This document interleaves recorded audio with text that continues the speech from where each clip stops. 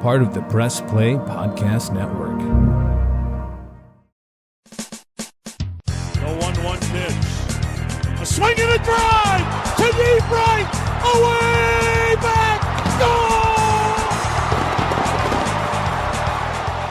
Hi, everybody, and welcome to the Guardians of the Land MLB podcast. I'm your host, John Telich, and as I sit here recording the intro on Tuesday afternoon, the Guards sit at 9-7 on the season. They just took 2 out of 3 from the Nationals, kind of getting back their footing, if you will, after they lost 2 out of 3 to the Yankees at Progressive Field. But they did lose that Sunday game when D.C. got 4 runs off of the pen after Bieber allowed 3 runs over 6 innings on the day. And of course, we'll talk more about a few players on the Guardians. But first, my conversation with Zack Meisel of The Athletic and New York Times. We chatted on a Tuesday afternoon when the Yankees were in town. It was the afternoon before that affair, and we chatted in downtown Cleveland getting ready for that contest. And thanks, by the way, to the Butcher and the Brewer on East 4th Street. We ducked inside there,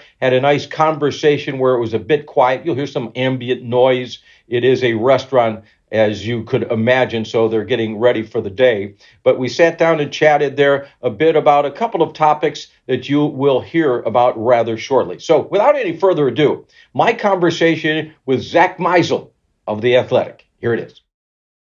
Zack, first of all, thanks for joining me on the pod. I really appreciate it. I always enjoy your work. You hustle. You do a great job.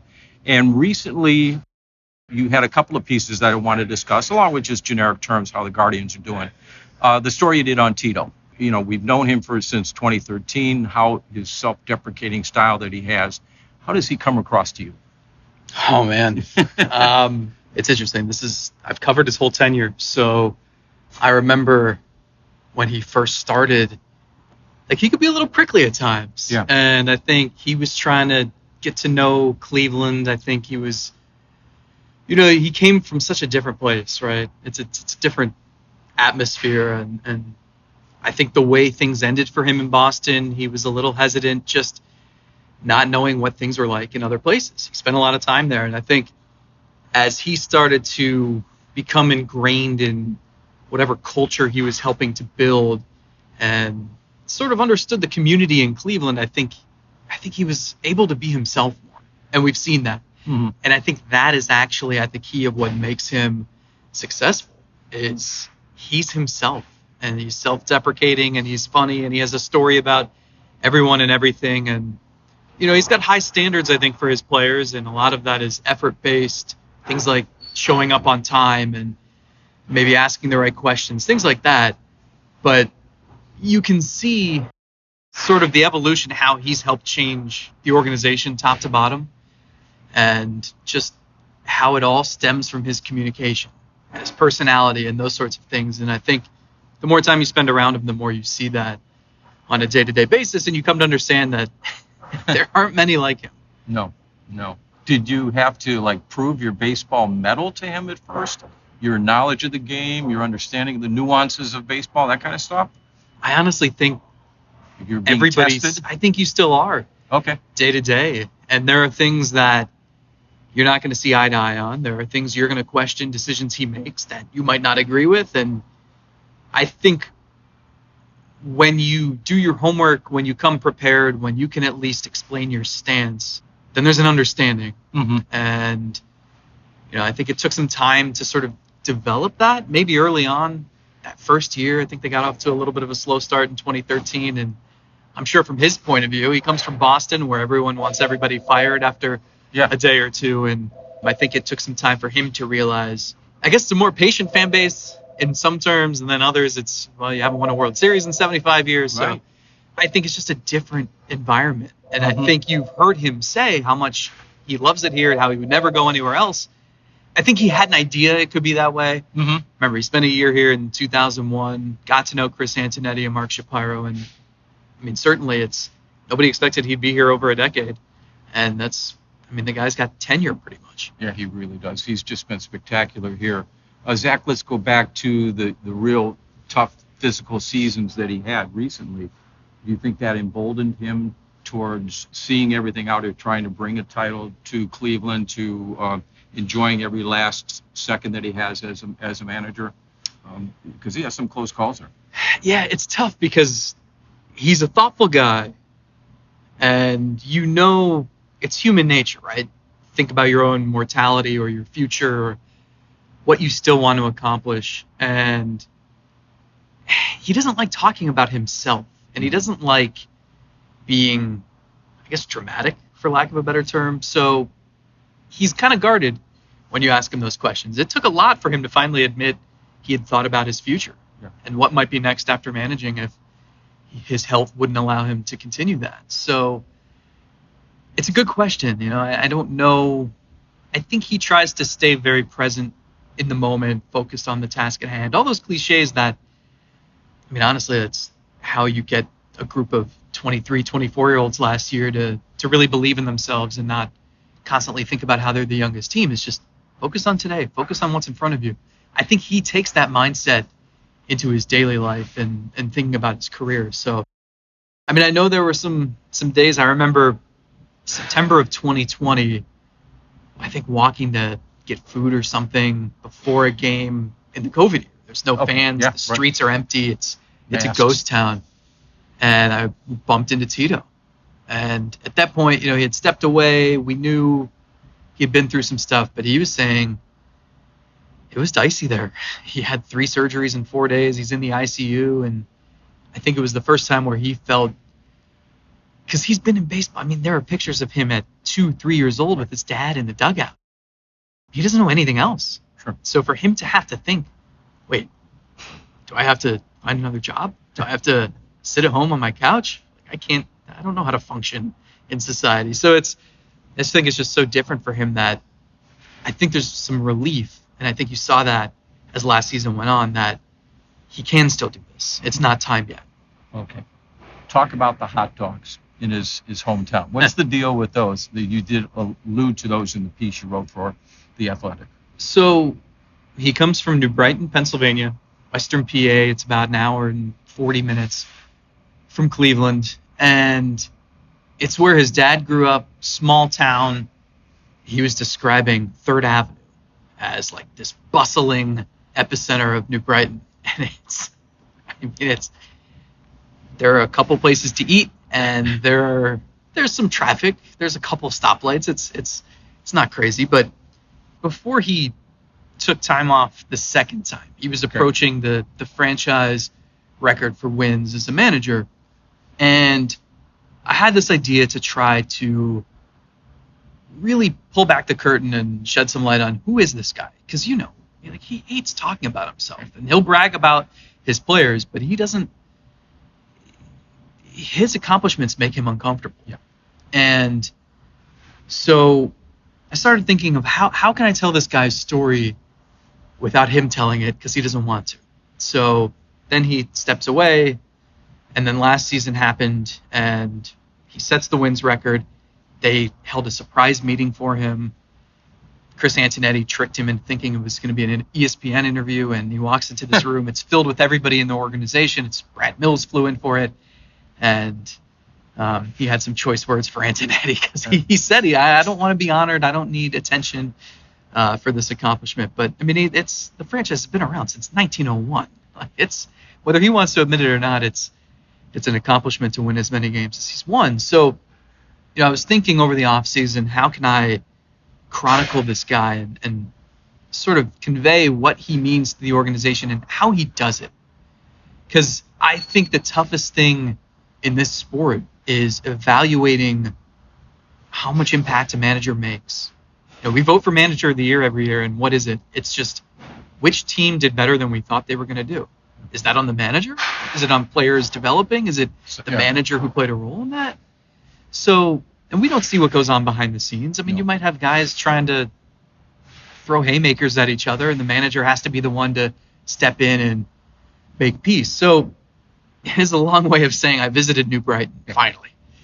And he's always talked about the hot dog shop, the Brighton hot dog shop. And I went and I found his dad's home, where his dad lived at the end of his life. It overlooks this middle school field. and he'd just sit on the back porch and watch baseball every afternoon.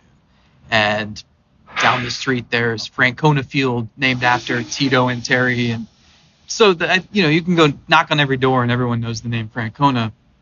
And then down on 3rd Avenue is the Brighton Hot Dog Shop. And when the building was built, coincidentally the year Terry Francona was born, 1959, it was the size of like a hotel bathroom, maybe. I mean, it was tiny, and it's about 4 times as big now. It's still small. Hot dogs were 18 cents back then. Wow. They're $1.75 now. And the way he talked these up, I thought I was in for the greatest meal I've ever had in my life. I'm sure the nostalgia plays a role in it. He grew up on these. Of it, Yeah. They were fine. I took some pictures. I got to Arizona in February. I just slid my phone over to him and said, "Do you recognize these?" And he said, he starts glowing about them. And he's asking me, "So what did you order? What did you eat? What did you think?"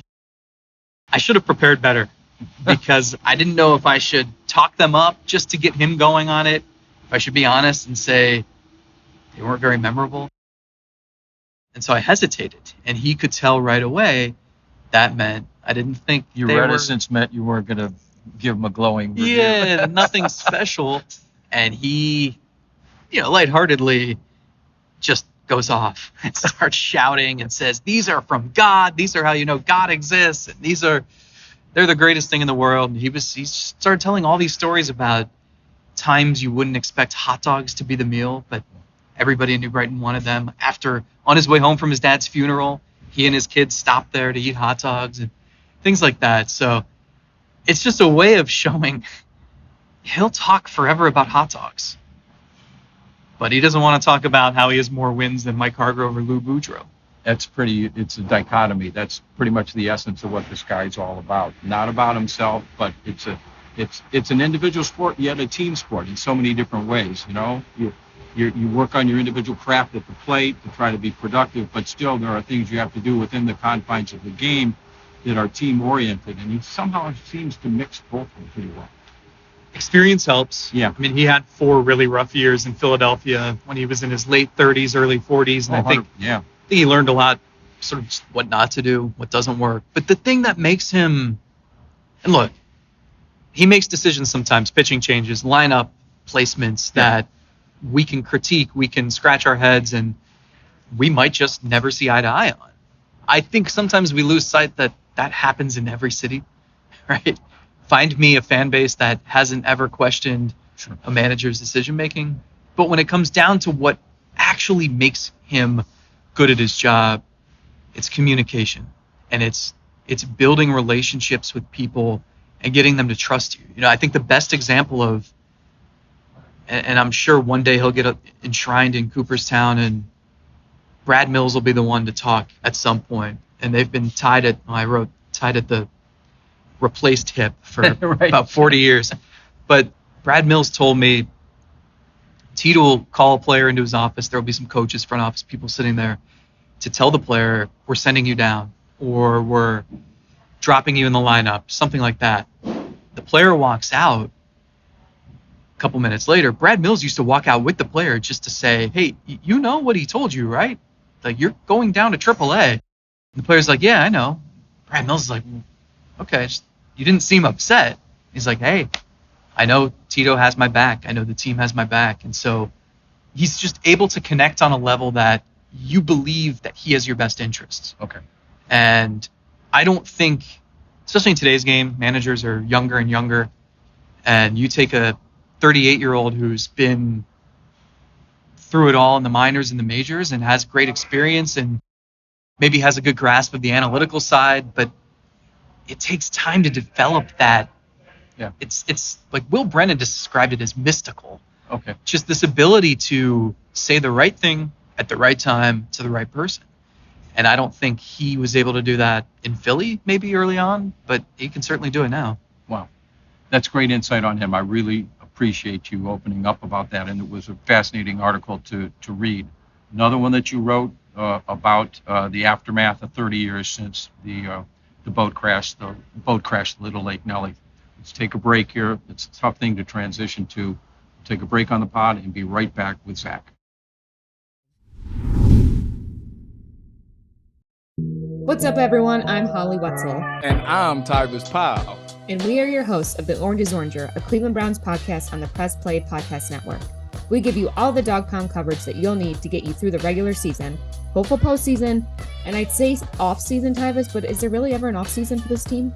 Thankfully for our podcast, Holly, there really never is when it comes to the Cleveland Browns. Don't miss our breakdown of each week's matchup, game recaps, and any and all news out of Berea to feed your Browns appetite.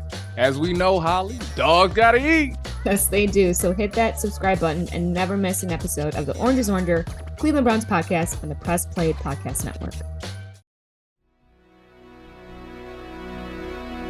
Hey everybody, it's Sam Amico from Cavs on the Break NBA podcast. Be sure to give us a listen for all your Cleveland Cavaliers recaps, analysis, breakdowns, draft talk, free agency. The list goes on and on. Give us a listen, Cavs on the Break NBA podcast.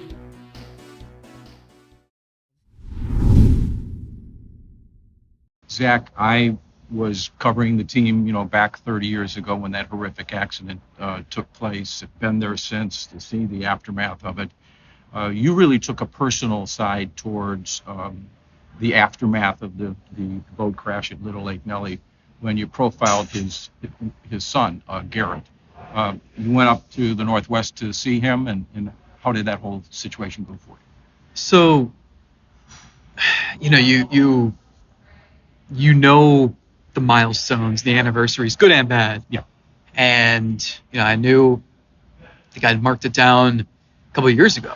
30-year anniversary was coming up. And it's been written about, we all know about the tragedy, Yep. Little Lake Nellie. And there have been plenty of stories written about the widows and how they've coped and moved on. And so it was one of those where I knew I wanted to write something, but it had to be the correct thing. I didn't want to just rehash what had happened and make these people relive probably the worst day of their lives. So I kind of went into it with an open mind, and Garrett was the first person I talked to, and the connection was there. He played baseball.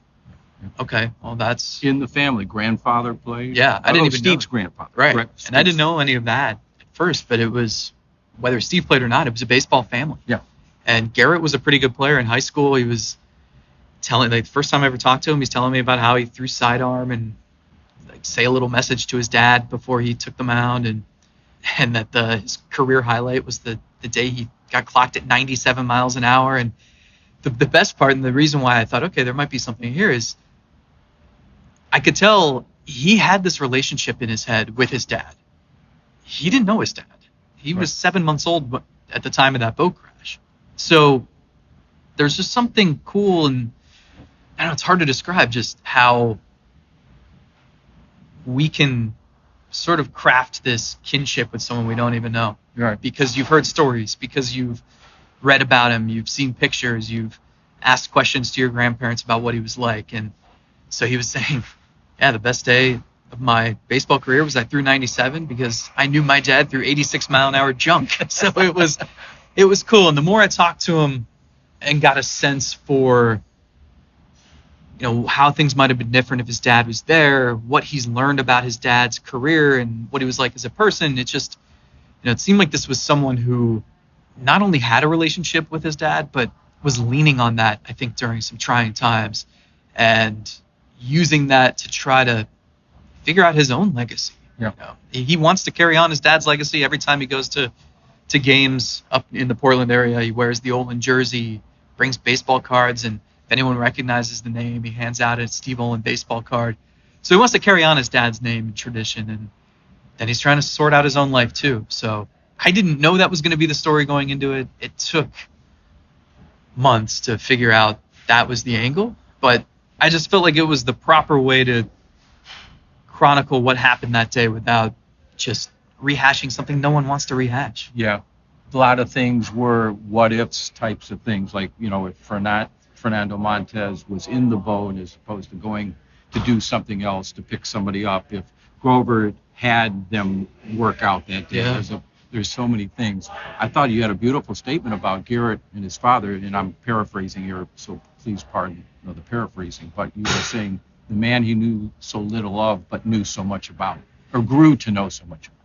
Yeah, it was Quite the dichotomy. I mean, it's got to be tough. I lost my dad at a pretty young age, and there were times when I think, if I was playing catch with him in the front yard every day, would I have been a better player in high school, or what could that have led to? I know Garrett, at least one major league team showed interest in him.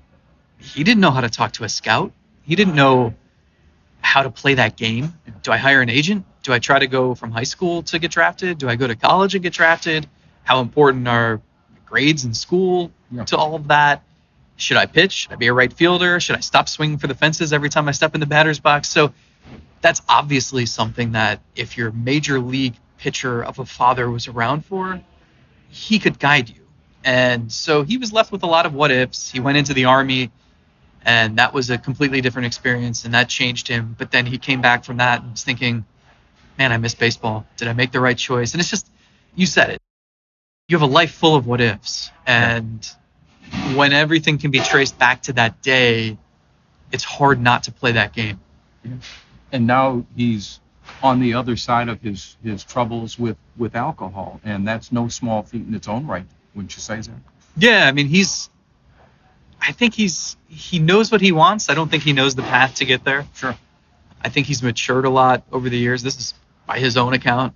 And yeah, I mean, he's said I would if I didn't work a lot, I would be in beer league softball games all the time and playing catch all the time. And yeah, he's been through a lot for a 30-year-old kid, and I think he's trying to figure out how to get to where he wants to go, and I think that's sort of life for all of us. Yeah. Well, Cleveland's been really blessed to have two fantastic managers in Terry, which you just spoke about before the break, about the piece that you wrote for The Athletic and the New York Times, and then Grover, who played a huge role in how do you return from something so devastating. And not only did he help them return, but that, along with the new ballpark, ushered in the tremendous era of the 90s. There's no playbook for what he had to lead that team through. And I was wondering at one point during the process of writing this that, this is maybe a little morbid, but if something like that happened today, how does the team push forward? Not just from playing standpoint, because frankly, I have no idea how they gutted their way through that 93 season. But just, they were having press conferences around the clock, right? Yeah. and putting players out there, putting the wives out there. And it's just, it's sort of an unshakable thing that happened. And certainly 30 years later, you talk to people who were in Winter Haven, were associated with the team, who were in the media at the time. That's a moment in time you will never forget, and you're glad that. There's no playbook for it for a reason, because you hope that something like that never happens. Well, again, two great pieces that your work continues to shine. I really have enjoyed following you as you came out of college. You were breaking stories down in college in your own regard. How do you feel your path in journalism has gone for you? We can get a little autobiographical here. I feel like Garrett Olin, I think. I don't know. This industry is so ever changing. It's right. It's ever. Did you ever think you'd be sitting here doing the Cleveland podcast Kingpin?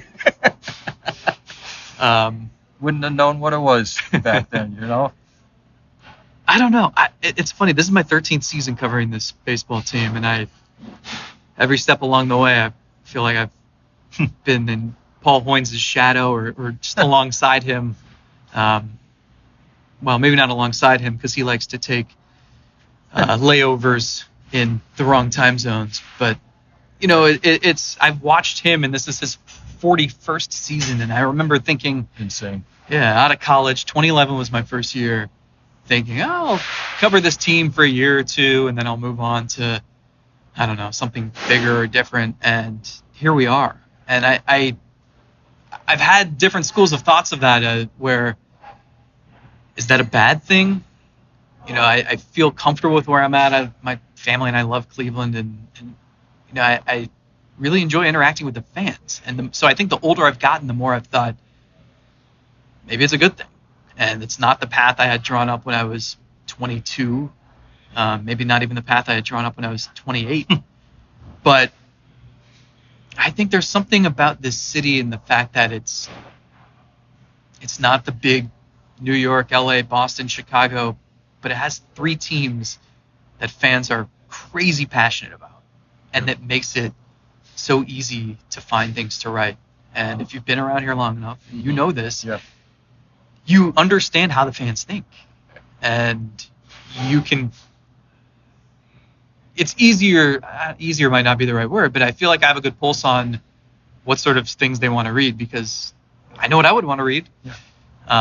You know who to, if you're going out and trying to find some interesting person to tell their story, you know where to look, right? So I look at Paul Hoynes, who's done this for 41 years, and I think, that's a hell of a feat, first of all, especially when you know about his travel escapades and his eating habits. But if he can do it, eating Kit Kats for dinner for 4 decades, then maybe that's something to aspire to. And you don't just have to be looking for something bigger and better. Well, and you've always gone for the story. I mean, I think a lot of journalists get caught up in the whole, want a winning team, want a winning atmosphere. They'll be nicer to me when they're winning. Yeah, they will, but there's some real good stories that come out of some really not so good teams. Yeah, I think that's got to be first. Good storytelling is the foundation of journalism, period. And then when the team, because I can't control what happens on the field. No. So 2021 was miserable. They played the most bland brand of baseball. You knew most of that lineup, the Oscar Mercados, the Bradley Zimmers, the Bobby Bradleys, those guys weren't going to be here long term. The pitching staff was a mess. It was a pain to sit through. Yeah. I remember at one point we were on the road somewhere, and it, for some reason, it just dawned on me at that moment. It was like mid-August, and I had a breakdown because I realized there were still 6 weeks left of this. I was like, it's like, this is like Punxsutawney Phil coming out in August. and then you think about last season. It was refreshing. They're slapping the ball all over the place, running like crazy, exceeding expectations. It was just an example of, you can't predict it and you can't control it. So just go find stories that people want to read. And then when they are good and the team is on top of the world and they're getting national attention, those stories that you're still churning out are going to get more eyeballs, and they're going to get more people who are invested. So it's like the old sports cliche, control what you can control. Well, I enjoyed trying to control this interview.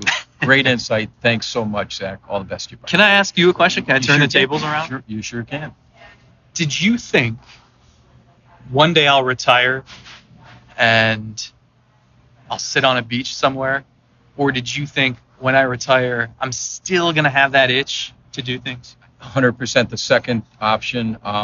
And I just heard an interview that David Letterman did with, I think it was Dak Shepard, on his podcast. And he was saying he did something for so many years, for so long, loved it, enjoyed the fact that he could exit from it. But his identity was so ingrained in it, he knew that he could not retire to a beach, as you said. And I'm pretty much constructed the same way. And this has been great because I can do podcast interviews with people I enjoy reading or talking to, or their stories are interesting, and it makes it fun. But yet I just didn't want to, first of all, stay in the way of the young kids coming up, number one, and two, just continue to do the same thing with all that stress that's inherent to the job. Yeah. Put that aside, enjoy a little more time with the bride, and maybe do some traveling, but never let go of this high school football. And I'm like you, I'm a Clevelander. I'll keep doing things, but just not at that frenetic pace that we did it for so many years, or Hoynesy is doing it right now. So thanks for the question. I always enjoy getting the tables turned. Thanks so much. Because I've thought about, sometimes in moments of peak stress, I got to scrap my story completely. I remember one time I wrote a feature story on this guy, his entire backstory, everything. I think it was a Browns player. He was like a fullback or something. Okay. The story runs at like 8 a.m. They cut him at 9. And so moments like that, when I'm just peak stress and I wonder if I should just be an accountant and just crunch numbers all day. And it makes me think, when I reach retirement age, am I still going to want to hang on to that accounting and just do maybe a little number crunching on the side? I don't think you hear people in those fields do that. There's something about, and we're lucky to do this, but to be involved in these sports teams that we grew up watching, that no matter what age you are, you still want to be around it a little bit. Just a little bit. And then when I stepped aside, everybody kept saying, oh, the guy never had an ego. That's a crock of BS. I mean, we all have egos. I have an ego, you have an ego. And so there was part of that ego that helped me enjoy doing the job, because there was a little bit of recognition involved. And, hey, saw the piece you did on so-and-so. Great, blah, blah. So that never leaves you, and it also helps sustain you as well. So all in all, it's been a great run. I'll keep jogging slowly into the sunset. You keep writing into the sunset. The difference is you're jogging about 40 miles. Thanks, Zach. The Guardians on this Tuesday, as we put together the podcast, sending a couple of youngsters to the Hill. Hunter Gaddis in the afternoon, the first game of a doubleheader, because they had the Monday affair that was sent packing, if you will, because of the weather elements in Detroit. So they're playing 2 on a Tuesday, with Hunter Gaddis getting the call in the first game, and then the youngster Peyton Battenfield, who had a pretty decent first start to his major league career. He will be pitching in the second game, and it's probably fitting that they are taking on the guys in Detroit, and they're going to need some power, and Josh Bell may be able to deliver for them. He was ice cold, as you all know, how he started out the season. He was hitting .079, 079, just 3 of his first 38 at-bats. He struck out 13 times over that stretch. He had 0 extra base hits, and that was through the first 10 games. Then